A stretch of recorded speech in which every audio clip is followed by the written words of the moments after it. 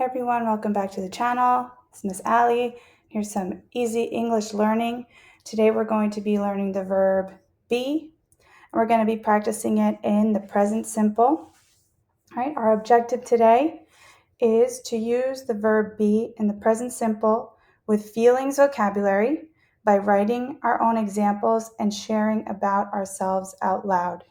So we are going to be having a writing portion so that we can make the information really stick to our brain so we can learn faster.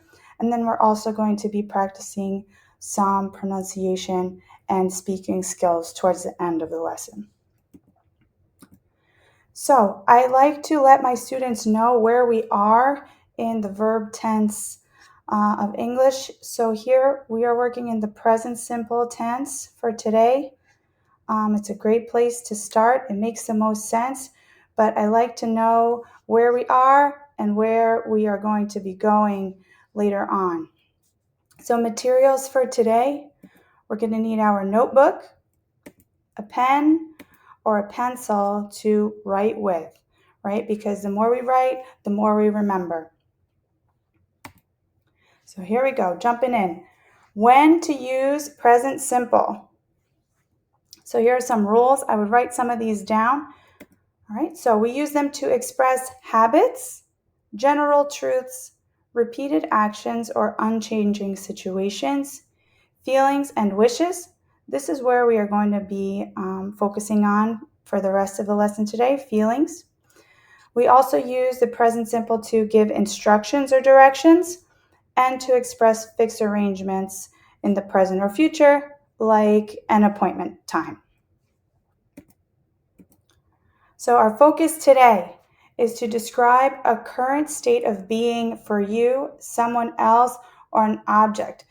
So current state of being, we're focusing on feelings. How are you feeling? All right, here's a formula. I would write these down. Okay, this helps us remember how to form the sentence when we're moving on later. So we're going to need a personal pronoun plus the be verb plus the feeling adjective. If you need, you can stop the video now to jot this down, write it in your notebook, because you're going to be needing it later. So what are the personal pronouns, the pronouns of English? All right, so I would maybe copy this down also in my notebook, a little chart, keep it nice and organized. So the pronouns in English are I, you, he, she, it, we, they. So in Spanish, for example, it would be yo, tú, él, ella, eso, como un objeto, un perro, algo así. We is nosotros y ellos, they. In Portuguese, eu, tu, ele, ela, isso, um cão, uma laranja. We somos nós, they, eles ou elas. So the be verb, that's the next part of our formula. This will always go together in the present simple, right? So I am, you are, he is, she is, it is, we are, they are. So let's practice them together out loud, right? So repeat here. I am, you are, he is, she is, it is, we are, they are. Good, you got it. So next thing that we're missing here is our feeling adjective. So we are going to practice some feelings and some feelings vocabulary. We may know these words. They might be totally brand new. It might be a review. It's always good to practice what we already know. If that's your case, everyone is at a different place in their learning journey. So our activity here is to match the feeling vocabulary to the pictures on the right. So here are our words. Let's practice them out loud together.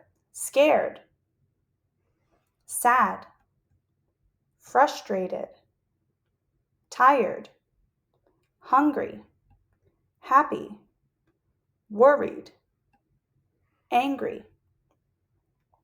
So let's see if we can match here. Which one of our pictures, if we're going to match, which one of these people is scared? Can you match? All right, this one. He is scared. He's scared of the spider. Next one is sad. Which one of our cartoons here is sad? Right, this guy here. He is sad. Next word is frustrated. This might be a new one. It's a little more complex, right? Let's see who's frustrated. Right? She is frustrated. She's pulling her hair out. She's frustrated. Maybe she's at work. Who knows? Next one, tired. Who here is tired? Right? So down here, right? They are tired. Kind of a more neutral pronoun there. Hungry. Who is hungry? Right? So she is hungry. Right? She is eating a hamburger or going to eat a hamburger. Lucky her. Next word is happy. This one we might know. Might be a good review. Happy. She is happy. Nice. Next one is worried. We all feel this, but it might be a word that we don't know. So here it is, worried. Who is worried? Right, so he is worried. Maybe there's a big exam coming up. So he is worried. Next word is angry. Ooh. So she is angry. Maybe somebody annoyed her in the morning and she's not having a good day. All right, so here are our feelings words. Let's practice them one more time. Scared, sad, frustrated, tired, hungry, happy, worried, angry. Nice.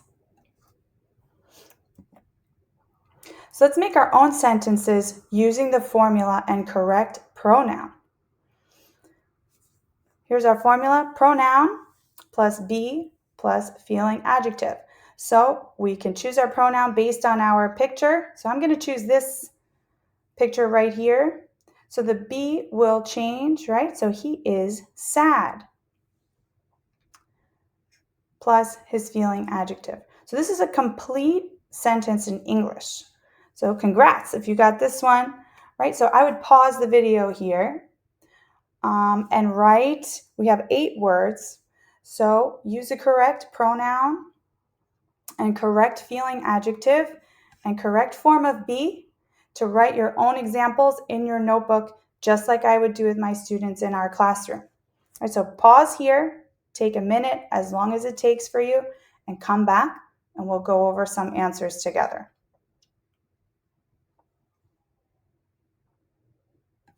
All right, welcome back. So here's one. I put, she is frustrated. She is frustrated. If you want to check some of your answers with me. They are tired. He is worried about the exam. So depending on where you are in your learning journey, you might be able to add some more description to your sentences. This will really depend on where you are. So these are all fully formed English sentences. This is you speaking English, you writing in English, and that's a lot to be proud of. So if you can add on, I highly suggest to stretch your knowledge, try to put as much description as you can in what you're writing. Let's jump into our next and final practice for this lesson. All right, so imagine you are speaking to a colleague. Tell them your name and how you are feeling today. So this could be at work, this could be somebody new. A lot of times people will ask, hey, how you doing? How are you, right? You say, oh, what's your name? How are you doing? Right, so you can learn how to answer them. So here we call these sentence starters. So I started off the sentence for you. And now it's your turn to fill it in. I suggest writing this into your notebook with your pen or pencil. So here I see. Here I'm going to put my name, the pronoun that matches me, the be that matches me, and it looks like I need to put here 2 feelings adjectives about me today. And if you can, a because. So why are you feeling this way? So if we were in a classroom, I like to add these little posters. This would be a turn and talk activity. We're going to mimic that over the video. So the idea would be to look at your partner, listen to them, speak only so your partner can hear, so in a respectful volume, and turn when you're done and wait quietly. It's also important, yes, when you're speaking to somebody, you have to look at them, you have to listen, and you have to know when it's your turn to reply to them. That's really a big thing with language learners because we're translating, we're trying to listen and translating at the same time and trying to form what we want to say back. So this is just a healthy way to think about how to respond to somebody. Okay, so here's my example. Here's how I'm feeling today. So, hello, my name is Miss Allie. I am happy and excited today because my project is very fun to create. I'm having a great time putting these lessons together for you guys. I hope you're enjoying them as well. So why don't you tell me now? How are you feeling today?